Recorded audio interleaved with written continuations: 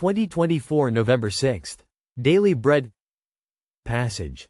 2 Samuel chapter 17 verse 15 to 29. Key verse. Verse 22. Title: God's hand to help David. Hushai told Zadok and Abiathar, the priests, Ahithophel has advised Absalom and the elders of Israel to do such and such, but I have advised them to do so and so.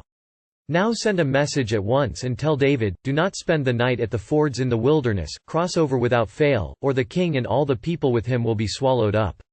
Jonathan and Ahimaaz were staying at En-Rogel. A female servant was to go and inform them, and they were to go and tell King David, for they could not risk being seen entering the city. But a young man saw them and told Absalom. So the two of them left at once and went to the house of a man in Bahurim. He had a well in his courtyard, and they climbed down into it. His wife took a covering and spread it out over the opening of the well and scattered grain over it. No one knew anything about it. When Absalom's men came to the woman at the house, they asked, "Where are Ahimaaz and Jonathan?" The woman answered them, "They crossed over the brook."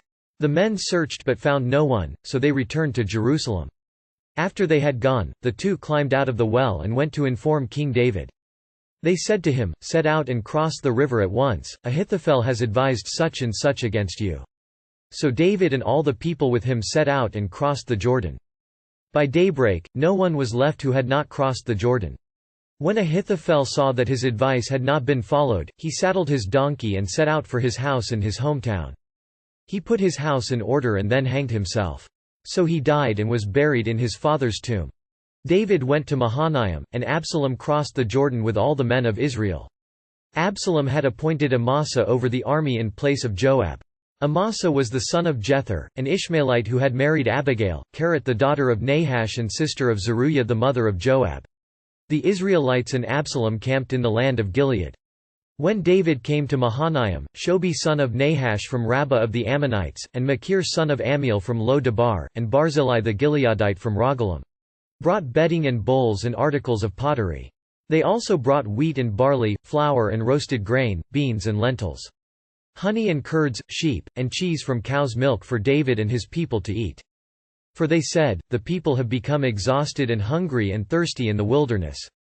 Hushai sent 2 messengers to warn David of Ahithophel's strategy and advise him not to spend the night at the fords but to cross the river at once. Hearing the message, David must have realized that God was working for him. He crossed the Jordan to escape the immediate danger. Once Ahithophel heard the news, he hanged himself, for he could foresee that Absalom, who chose Hushai's advice, would fail. When David camped at Mahanaim, his loyal supporters brought supplies for David and his people. They were Shobi, a Gentile, Makir, a former loyalist of Saul's, and Barzillai, an old man in his 80s. They were not strong warriors, but they came to feed and refresh David and his men. Friends in need are friends indeed. God comforted and strengthened David through these unexpected people during his trial. There are times in life when we feel like we are on our own without anyone to help us. However, God's invisible hand protects, helps, and guides those who trust in Him. We are to rely on God and to walk faithfully with Him even when we encounter hardships and challenges in life. Prayer. Lord, you have guarded and led my life with your hand. Help me trust in you and walk by faith faithfully. One word. Trust God and see His guiding hand.